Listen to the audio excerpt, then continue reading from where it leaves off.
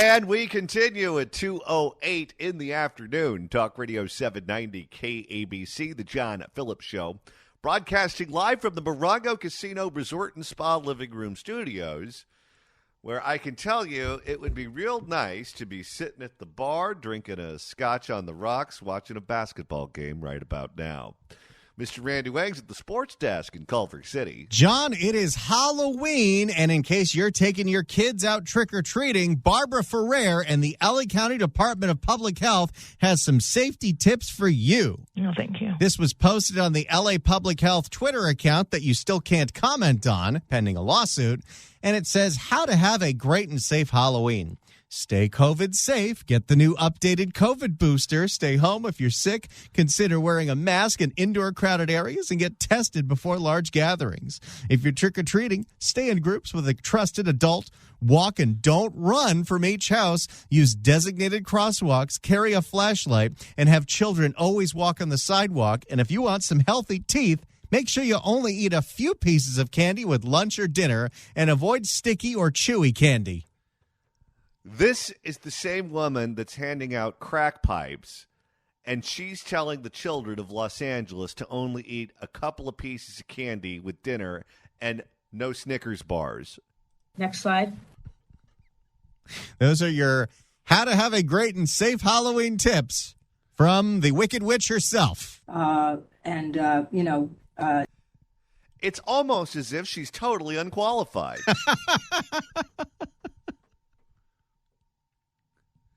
On this Halloween, she is literally going to downtown Los Angeles, to Skid Row, from person to person, enabling drug behavior to turn actual human beings into zombies. The drugs can make them zombie. And then there are perfectly healthy children dressed up like zombies because it's Halloween, and the problem is them eating Milky Ways. You can't make it up. I thought, because there's a parody account for Barbara Ferrer and the Los Angeles County Department of Public Health, and every once in a while I'll see something from the parody account, and I assume it's from her because it's so stupid and it makes no sense.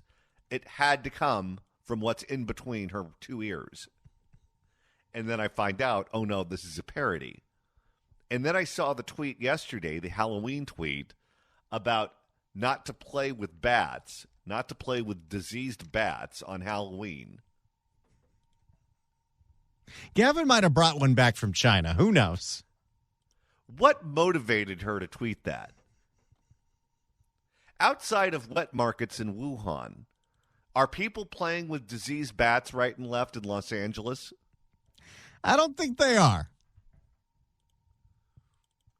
Have we seen any reported cases of any problems associated with people playing with bats? Not that I can think of. No. No, the only bats I ever see in Los Angeles are at Dodger Stadium. You know, Johnny, since it is Halloween, maybe at the end of the show, we'll recite that old classic Halloween story. Do we have that available? I'm looking at the podcast of it right now from October 30th, 2020. Oh, that was in the throes of COVID. How long is it? I think it's like 7 minutes. I think we might play it. You want to just play it now? I have to download it first, and then I have to cut it up. You go do your thing. I'm going to work on it. All right. Yesterday, we had Larry Elder on the program, who was running for president and then dropped out of the race and endorsed Donald Trump. And I think it's high time we have a conversation right now about the state of this race, because I think it's being misreported. And Larry and I touched on this briefly yesterday, but I want to expand on it now that we have the opportunity to do so. Essentially, this primary race is over in both primaries before it starts. Joe Biden is going to be the Democratic nominee for president unless he rolls a 7. Donald Trump is going to be the Republican nominee for president unless he rolls a 7. He's not the incumbent this time around, was last time around.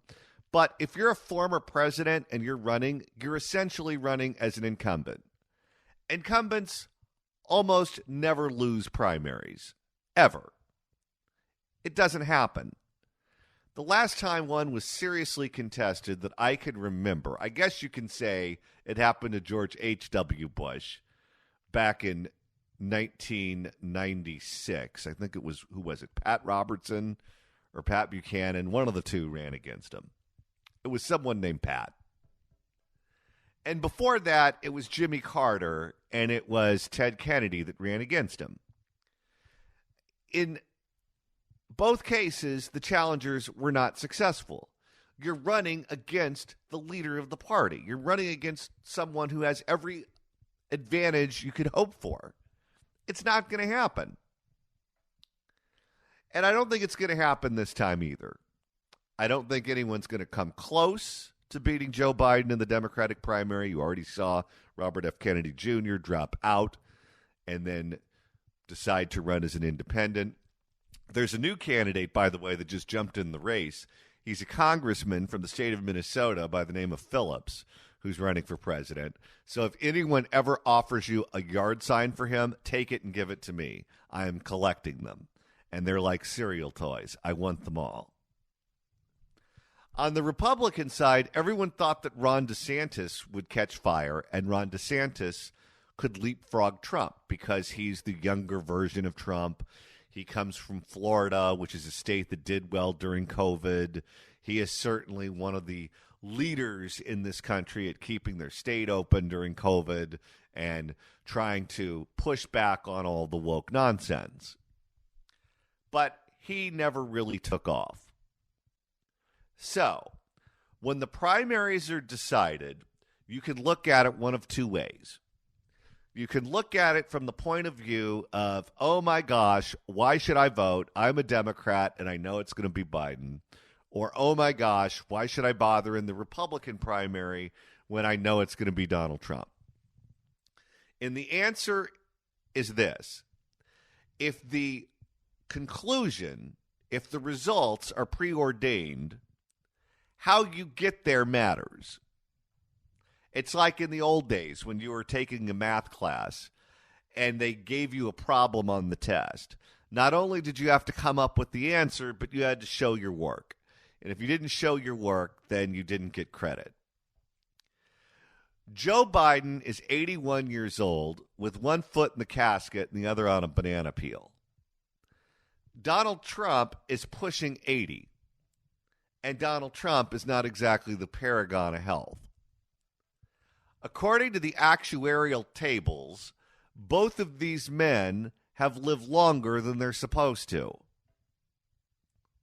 Especially big guys. Donald Trump is tall. What is he, 6'6", or 6'3", 6'4", something like that? He's tall. I think it's 6'3", and then the hair gives him another inch. Okay, well, there you go. And then Biden, I think, is, 6 foot, but the hair makes him 5'10". Pretty much. And then we went to sleep. So here's the deal. From my perspective, you can sit it out, or there's a better option.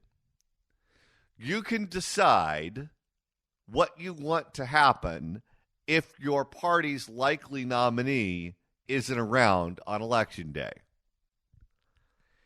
If Donald Trump blows everyone out and he wins with 60-70% of the vote, and he blows everyone out in Iowa and New Hampshire and South Carolina, then guess what?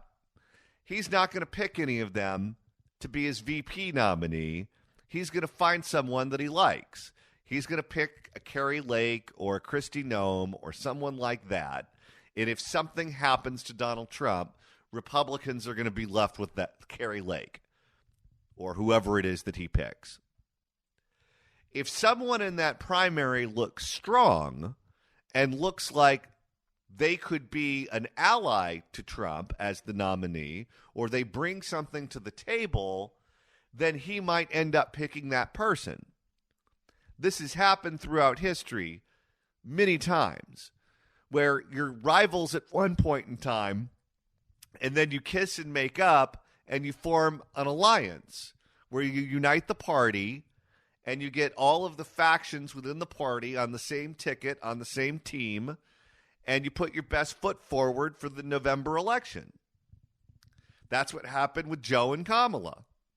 She practically called him David Duke during the primary, and then they made up for the general.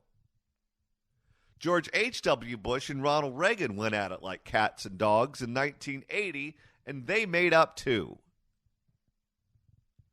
Politics is filled with arranged marriages. So if you're a Republican and you think that there's a candidate currently running for president who would be better than Carrie Lake or Kristi Noem, then my advice would be to go vote for them, even if you want Trump to be the nominee, because Trump has it wrapped up. If you are a Democrat, let's flip to that side.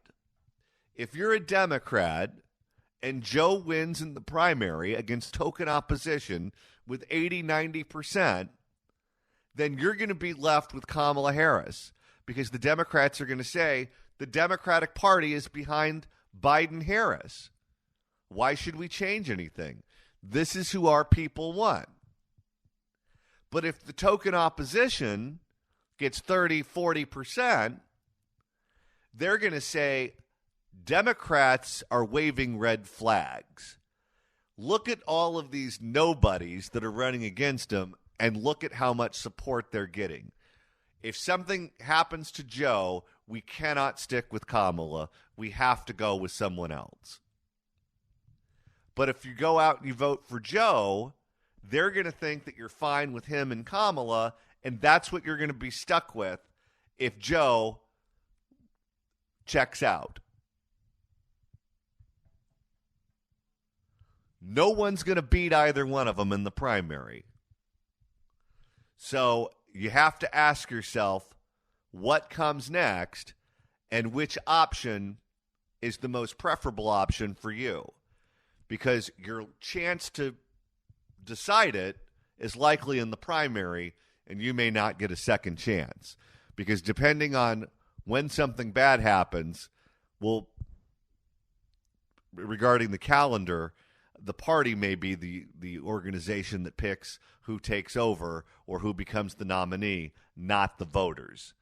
If it happens very late in the process, that's exactly what will happen. If you'd like to email the show, you can do so at johnnydon'tlikeshow@gmail.com.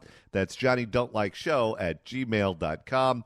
And Randy, I would say there's a distinct theme to today's email bag. It is filthy. It is full of all kinds of words that I would get fined $25,000 by the federal government for saying on the radio.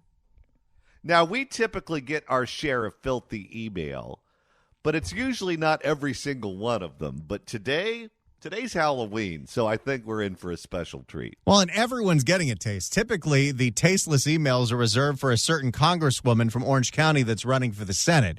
But Gascon's getting a piece of everyone's mind. Gavin's getting a piece of everyone's mind, and it is filthy on that email. Everyone's getting the treatment. If you'd like to listen to the podcast edition of this show, Randy, that's easy to do. That's right. Go to KABC.com, click on podcast, go to the Apple Podcast app, iHeart, Spotify, search for The John Phillips Show, hit subscribe. But that's really not the easiest way to listen. Why is that? What's going on? Well, it's because we have a brand new app, the KABC app. Search KABC AM in the Apple App Store or the Android Store. I love that Bill Whitaker dropped so much. And you can listen live to this station whenever and wherever you are and listen to the podcast of this show. And you can listen to them in your leisure time, whether your pants are down. Caught me with my pants down. Or your pants are up. My pants are now up. And Randy, we're going on the road next month. That's right. Save the date, Friday, November 17th at the brand new Gelson's West LA at West Edge on the corner of Olympic and Bundy. The Gelson's West LA at West Edge opens tomorrow, so make sure you check it out. If you live on the West Side, you get a brand new gorgeous Gelson's with a wine bar, beer bar, and sushi bar. We're going to be there enjoying it all Friday, November 17th from noon to 3. In the meantime, what do you say we make a couple of listeners very happy? Oh, they're about to be really happy. How happy? Almost Gavin happy. 790 KABC welcomes Chris Stapleton's All-American Road Show at the Hollywood Bowl on June 26. Tickets are on sale Friday at Ticketmaster.com, but right now, caller number 9 at 1-888-790-5222 gets a pair of tickets to the show. Tickets furnished by Live Nation. Good luck dialing. Did the comedian Eddie Izzard go full trans? I think that happened a while ago. Really? I think Eddie likes to be referred to as they or she, but not he. God, where have I been? How did I miss that entire thing? All right, Randy, coming up, we have a holiday treat. That's right. It's been 3 years since Barbara Ferrer tried to shut down Halloween. And so we're going to have to take a little trip in the KABC Wayback Machine and listen to The Witch That Stole Halloween. It's Dickens of sorts. No, thank you. Well, today is Halloween, which is one of my favorite holidays because it's all about candy. But some years ago, when we were in the throes of COVID, one fake doctor tried to cancel the holiday. No, thank you.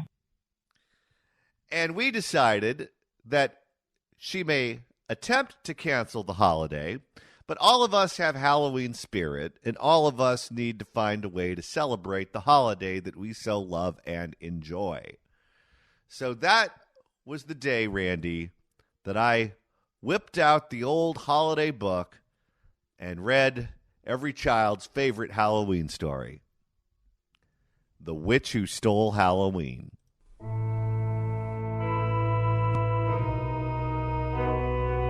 Well, the story takes place in a city much like our own of Los Angeles. And it centers around a witch. And oh boy, was this witch wicked. This witch had a pointy hat, pointy shoes, clothes that didn't fit right.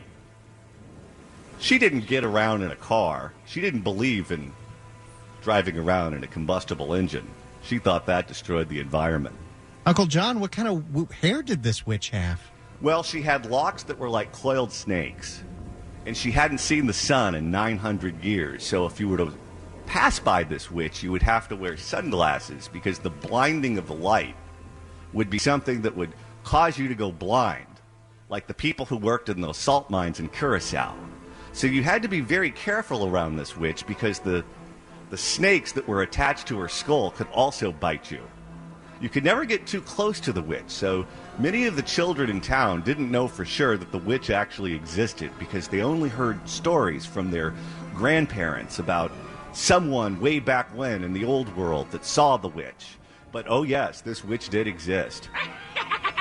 She didn't sleep in a bed like you and I, no. To keep that pale complexion, the wicked, wicked witch had to sleep in a jar of formaldehyde, which is something that you would only see in a mad scientist's laboratory. But this witch wasn't alone. No, this witch had one and only companion. It was the witch's dog. It wasn't a big dog. It was a tiny little yappy dog that made the most annoying sounds, and everyone around this dog would just ignore the dog because it just became white noise. The dog's name was Garcetti. And Garcetti lived in the purse of the Wicked Witch and was owned by the Wicked Witch. The Wicked Witch had a spell over this dog. The dog was also neutered. And the dog's, parts no longer were attached to the dog, and they were actually in a jar on the witch's desk. Just to remind the dog who owned the dog. It was the witch, of course. So the witch looked down on this quaint town of Los Angeles, and she saw the children dealing with adverse conditions.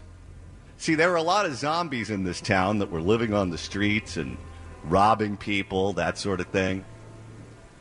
They had not enough homes for all the children that lived in this town, so that was a problem. And the taxation on the parents was overwhelming. But nonetheless, the children were still children of joy who enjoyed living in this town of Los Angeles. And they look forward to things like holidays because everything else had been taken away from them by the witch. So there was a holiday that was coming around the corner, the holiday of Halloween, where children get to dress up like their favorite characters that they watch on television. They get to go door to door and see their neighbors and take candy in their bags and enjoy candy with their brothers and sisters. And this particular year was a pretty rough year. So the children were all looking forward to Halloween. But the witch, the wicked witch, couldn't allow this to happen. So she decided that she was going to steal Halloween. She was going to come down from the haunted mansion that she lived in on the hill. Because she made how much money, Randy? $523,000 a year before benefits. And that can buy you a great big haunted mansion on the hill. And that's where the witch lived. The witch was well-to-do. So the witch decided that she was going to steal Halloween.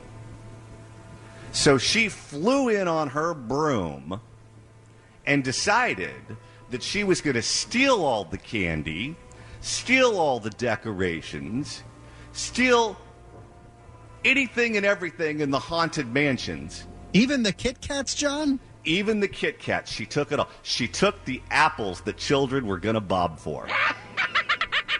So there was nothing left in this town of Los Angeles until one person saw what the witch was doing. It was the sheriff. The sheriff caught the wicked witch and confronted the wicked witch about her evil deeds. And the sheriff said, "Hey, witch, what the hell?" That's a direct quote. And the witch lied to the sheriff and said, No, you've got it all wrong. I'm not trying to steal Halloween. I'm just trying to keep the town safe. So the sheriff moved on to other things, and the witch swept through the town and took everything from the children. The witch then, with all of her candy and decorations and apples, flew back to her mansion that she was able to buy because she makes how much, Randy? $523,000 a year before benefits.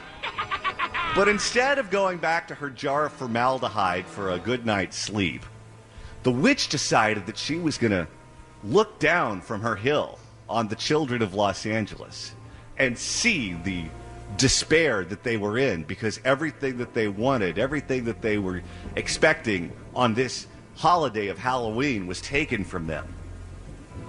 But the children still managed to have a good time. See, it was like the 4th of July in Los Angeles because the children don't need public displays of fireworks to have a good time on the 4th of July. No, they found another way to make it happen, you see. Where there's a will, there's a way. When the witch makes better mousetraps, what you end up with is smarter mice.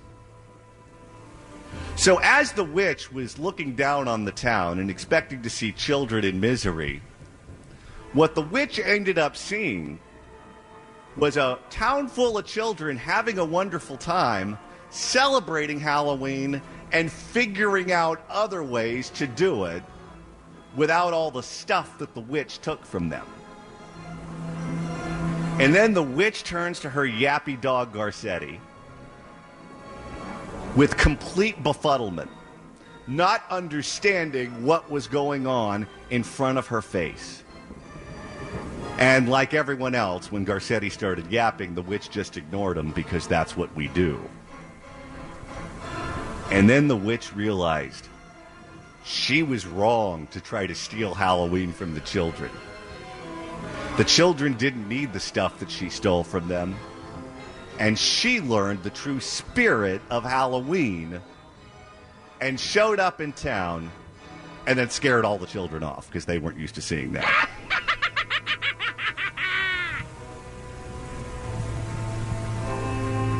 The end.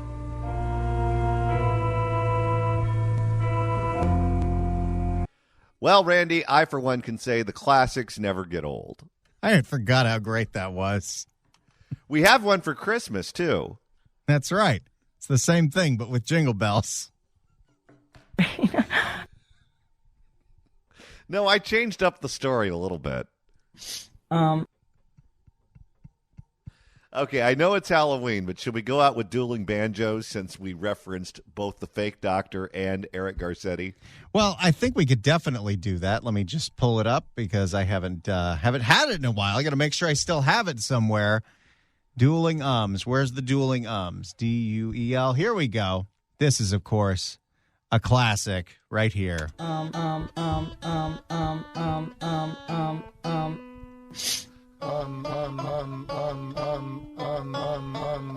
But, John, I could do you one better because it is Halloween, and Halloween, people like to pull out Michael Jackson's Thriller album.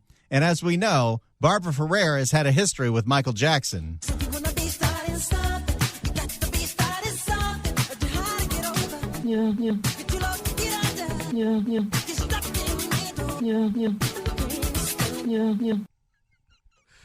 All right, have a happy Halloween, everyone. We'll see you tomorrow at noon right here on Talk Radio 790 KABC.